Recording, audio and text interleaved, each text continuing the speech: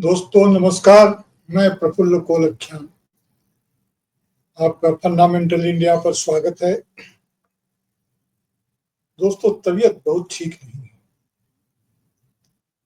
ऐसे में याद तो डॉक्टर की ही आती है, लेकिन कुछ अन्य बातें भी याद आ ही जाती हैं। अभी कोई कार्यक्रम कर नहीं पा रहा हूँ, या कह लीजिए किसी कार्यक्रम में ढंग से शामिल नहीं हो पा रहा हूँ। मुझे इसमें इलाज की जरूरत है और इलाज जारी है। 2-4-10 दिन में हो सकता है संभल भी जाए और पहले की तरह कार्यक्रम में शिरकत भी करने लगूं। लेकिन अभी थोड़ी हालत खस्ती है। बहरहाल देखिए, जो बातें याद आई कि आज 1 जुलाई है और 1 जुलाई राष्ट्रीय चिकित्सक दिवस है। डॉक्टर विधान चंद्र राय का जन्म 1 जुलाई 1882 को हुआ था और मृत्यु भी 1 जुलाई को ही हुई, यानी 1 जुलाई 1962। यह बहुत विरल संजोग होता है कि जन्म की तारीख ही मृत्यु की तारीख भी हो। बहरहाल 1 जुलाई 1882 को डॉक्टर विधान चंद्र राय का जन्म पटना के बांकीपुर में हुआ था। हालांकि बंगाल के वे पश्चिम बंगाल के वे दूसरे मुख्यमंत्री थे और बहुत ही लोकप्रिय मुख्यमंत्री थे, लेकिन जन्म से बिहारी थे। बिहारियों को भी यह बात आज याद ना होगी, या बहुत कम लोगों को याद होगी, और शायद अब विभाजन के इतने दिनों के बाद उसका वह मोल भी न रह गया हो। लेकिन यह वह समय था जब बिहार, बंगाल, असम के लोग परस्पर भेदभाव नहीं रखा करते। हालांकि थोड़ा बहुत भेदभाव रहा भी हो तो वह वैसा ही रहा होगा जैसा कि अलग अलग टोले के लोगों के बीच में रहा करता है। उससे अधिक भेदभाव लोग नहीं रखते थे। अच्छा, एक बात और है, फिर कहूं कि दुनिया में ऐसे बहुत कम लोग हुए हैं जिनकी जन्म तिथि और मृत्यु की तिथि एक ही रही हो, और डॉक्टर विधान चंद्र राय उनमें से एक हैं। अब वो 3 जनवरी 1948 से अपनी मृत्यु तक, यानी कि 1 जुलाई 1962 तक लगातार 14 साल तक पश्चिम बंगाल के मुख्यमंत्री रहे।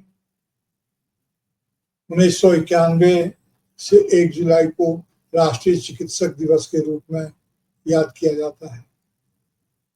आज 34-35 साल के बाद लग रहा है कि व्यक्ति को ही नहीं, कभी कभी राष्ट्र को भी चिकित्सकों की जरूरत होती है।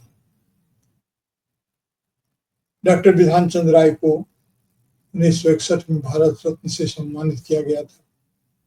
वे कुलपति भी रहे, मेयर भी रहे, और भी कई बातें हैं जो डॉक्टर विधान चंद्र राय के संदर्भ में हमारे जानने के लिए महत्वपूर्ण हो सकती है। लेकिन बेमिसाल बात यह है कि विभिन्न दायित्वों को संभालते हुए, चाहे वे मेयर रहे हों, कुलपति रहे हों, स्वतंत्रता आंदोलन के सिपाही रहे हों, जो भी रहे हों, लेकिन वे कभी भी अपनी चिकित्सा सेवा को उन्होंने बाधित नहीं होने दिया। वे हमेशा चिकित्सा सेवा को उन्होंने हमेशा जारी रखा, और यह बहुत बड़ी बात है। यहाँ तक कि अभी तो सुनते हैं कि मुख्यमंत्रियों को तो बड़ी मुश्किल से किसी से बात तक करने का समय नहीं मिलता है, लेकिन विधान चंद्र राय ने अपने मुख्यमंत्रित्व काल में भी चिकित्सा सेवा जारी रखी। कहीं कहीं सियालदह के आसपास उनका वह क्लिनिक था, दवाखाना था। और सबसे बड़ी बात यह है कि गरीब और जरूरतमंद लोगों का इलाज वे मुफ्त में किया करते थे। उनकी यह प्रतिबद्धता थी, पेशागत प्रतिबद्धता, जो उन्हें जनता के बीच लोकप्रिय बनाती थी, आदरणीय बनाती थी। उनकी चिकित्सा से लोग संतुष्ट होते थे, रोगी ठीक होते थे, उनकी दवा जो देते थे, जो प्रिस्क्राइब करते थे, उसका बहुत जोर असर था। बहुत ख्याति लब्ध डॉक्टर थे और उनके चिकित्सा कार्य और प्रशासनिक योगदान दोनों को आज भी सम्मान के साथ याद किया जाता है। बंगाल के लोग तो खास करके याद करते हैं। अब बाहर के लोगों के बीच में शायद ही बिधान चंद्र राय की कभी कोई चर्चा होती हो, मुझे लगता है होती होगी, कोई आनुष्ठानिक संदर्भ आने पर होती होगी। जैसे आज ही मैं ये चर्चा कर रहा हूँ तो यह इसलिए, एक तो मैं बीमार हूँ और बीमार होते ही ख्याल डॉक्टरों का है और डॉक्टर के ख्याल के साथ ही चिकित्सा और बिधान चंद्र राय की याद आ गई, फिर राष्ट्रीय चिकित्सा दिवस आदि भी याद आ गई। तो न चाहते हुए भी सोचा कि यह कार्यक्रम आपके सामने पेश कर सकूं। देखता हूँ, ये तो रिकॉर्डिंग है, अगर हो पाया तो हो पाया, ना हो पाया तो कोई बात नहीं। तो खैर बात है कि डॉक्टर बिधान चंद्र राय की याद आते ही दीन बंधु मित्र की तरफ ध्यान चला। असल में 1860 में दीन बंधु मित्र ने एक नाटक लिखा था और उसका नाम था नील दर्पण।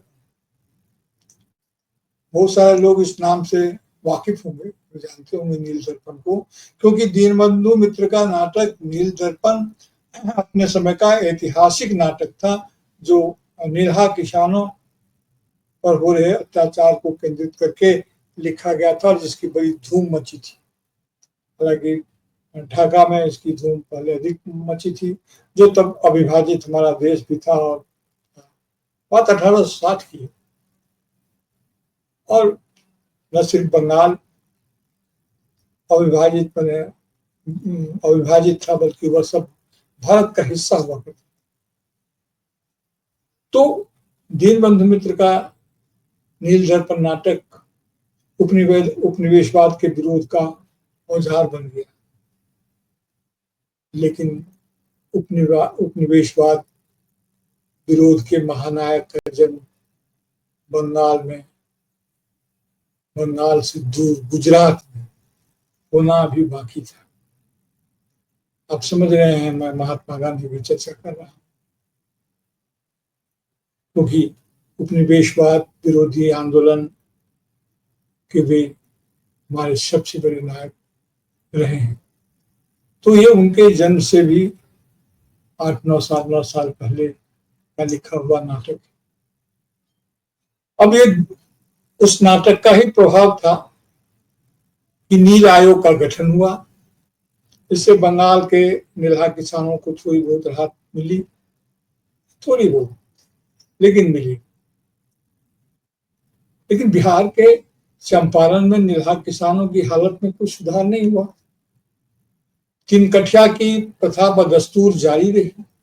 तीन कठिया यानी कि 15% जमीन पर किसानों को नील की खेती करनी पड़ती थी या उनके लिए बाध्यता थी, और इस प्रथा को वे तीन कठिया प्रथा कहते थे कि नाम से ही जाना जाता है। हालांकि स्थानीय स्तर पर इसका काफी विरोध हो रहा था, तीन कठिया प्रथा का, लेकिन कोई खास असर नहीं हो रहा था। तब महात्मा गांधी की उम्र 48 साल हो चुकी थी, यानी 1917 में। 48 साल के मोहनदास करमचंद गांधी 1917 में राजकुमार शुक्ल के बुलावे पर चंपारण आए। इस तरह से चंपारण में आंदोलन शुरू हुआ और इस आंदोलन ने मोहनदास करमचंद गांधी को सत्याग्रह का अचूक औजार थमा दिया। सत्याग्रह के औजार का सफल इस्तेमाल करते हुए मोहनदास करमचंद गांधी आजादी के आंदोलन के हमारे सबसे बड़े महानायक बन गए। हमारे आजादी के आंदोलन की खासियत है कि इसमें कई महानायक हैं, क्योंकि जितना बड़ा यह देश है और जितने तरीके से यहाँ पर आंदोलन हुए, उसमें जाहिर है कि कोई एक महानायक नहीं हो सकता। हाँ, मोहनदास करमचंद गांधी से महात्मा गांधी में बदलाव हालांकि हर किसी का नहीं हुआ, लेकिन महानायक तो वे भी थे ही। जो भी हो, तो इस तरह से महात्मा गांधी बन गए। हमारा देश आजाद हुआ। कहीं से चंपारण से शुरू बात हुई महात्मा गांधी की राजनीतिक यात्रा भारत में, इसलिए लोग चंपारण को खासकर याद करते हैं। खैर, देश ने आजादी हासिल की। टेढ़े मेढ़े रास्ते से गुजरते हुए आजादी का सफर जारी रहा, आगे बढ़ता रहा। इस बीच आजादी के आंदोलन के महानायक की जन्मभूमि गुजरात से अच्छे दिन की लहर उठी। इस लहर का नतीजा यह कि 2014 में आजादी के सफर के मिजाज में एक बदलाव साफ दिखने लगा। 2025 तक, यानी कि अभी तक आते आते एक ऐसे भिन्न राजनीतिक परिप्रेक्ष्य में आजादी पहुंच गई जहां आजादी का रूप रंग मतलब ही बदल गया। बिहार हो, उत्तर प्रदेश हो, हिमाचल प्रदेश हो या उड़ीसा या कोई और जगह ही क्यों न हो, नियम एक यूनिवर्सल लॉ की तरह नियम यही बन गया कि जो विकृत है वही जबर है, और जबर अपने से कमजोर पर मौका मिलते ही झपट पड़ता है। कई बार मौका बनाकर झपट पड़ता है, टूट पड़ता है। कहीं भी कोई भी सत्ता, कोई भी ताकत समदर्शी नहीं दिखती है। ऐसे में वे लोग, वे करोड़ों लोग जो जबर नहीं है, जो ताकतवर नहीं है, वे किस प्रकार भय के किस माहौल में, और उसमें बड़े बड़े अधिकारी भी हैं। जिन अधिकारियों के बल पर यह सत्ता इतराती है, उनके समर्थन पर काम करती है, वे भी इसके शिकार हो रहे हैं। अपमान, हत्या, बलात्कार और जाने क्या क्या, कितनी नकारात्मक, मेरी तबीयत ठीक नहीं, मैं इतनी बात नहीं करूंगा, लेकिन आप सभी जानते हैं कि क्या हो रहा है इसमें। अब इधर राजनीतिक विश्लेषण और चुनावी विश्लेषण का फर्क ही मिट गया। कोई भी राजनीतिक चर्चा सिमट कर चुनावी चर्चा में रह जाती है। जैसे कि चुनाव और राजनीति एक दूसरे के पर्याय नहीं, बल्कि एक ही हैं। पर्याय में तो फिर भी दो का बोध होता है। राजनीतिक विशेषज्ञ और विश्लेषक खुद भी चुनावी विश्लेषण से अलग अपनी कोई भूमिका देख नहीं पा रहे हैं। बार बार मन में यह सवाल उठता है, आप भी सोचिएगा कि क्या चुनावी विश्लेषण और राजनीतिक विश्लेषण में कोई अंतर नहीं होना चाहिए? नहीं होता है क्या? राजनीति का अर्थ सिर्फ और सिर्फ चुनाव ही होता है? यह मैं आपसे भी अपील करता हूं कि आप भी सोचिए। यह सच है कि आज राष्ट्रीय चिकित्सक दिवस है, डॉक्टर विधान चंद्र राय का जन्मदिन है,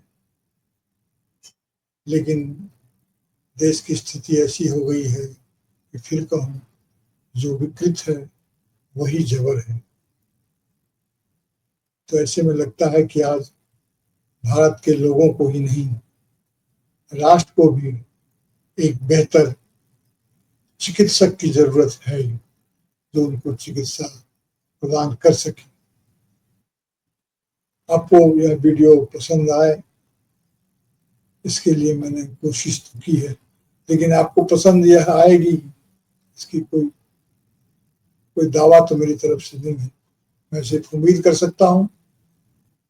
आपको पसंद आए तो कृपया इसे अपना, जो एक प्रक्रिया होती है कि आप उसको लाइक का बटन दबाएं और उस पर अपनी राय दें, अपने मित्रों के बीच में साझा करें, ताकि इसकी रीच कुछ बढ़े, लोगों तक मिले।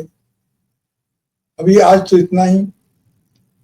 फिर कभी मिलते हैं जल्दी ही, स्वस्थ मन से और स्वस्थ तन से और स्वस्थ जीवन की कामना करते हुए राष्ट्रीय चिकित्सा दिवस पर आप सबों को भी बहुत बहुत बधाई, स्वस्थ जीवन की बधाई। धन्यवाद।